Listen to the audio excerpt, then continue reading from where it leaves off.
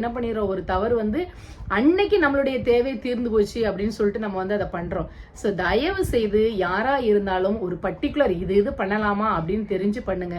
மற்றபடி இந்த கேம்ஸ் இந்த மாதிரி இதுக்கெல்லாம் என்ன பண்ணாதீங்க. தயவு செய்து இந்த சூதாட்டங்களுக்கு வந்து நீங்க வந்து யாரும் எப்படியும் போயிட்டு போறாங்க. ஒவ்வொருத்தரும் அவன் பண்றான் இவன் பண்றான், 4 பேர் 10 பேர் நீ வந்து இது பண்ணு, அதை வேண்டாம் அப்படின்னு கண்டிப்பா வந்து எல்லாமே என்ன பண்ணும், மாறும். அதனால அவன் பண்றான் அதனால நான் பண்றேன், அவனுக்கு மட்டும் காசு இருக்கு நம்மளுக்கு ஏன், அந்த மாதிரி என்ன பண்ணாதீங்க, நினைக்காதீங்க. இழப்பு அப்படிங்கிறது நம்ம வீட்டுல ஏற்பட்டா மட்டும்தான் இழப்பு அப்படின்னு கிடையாது.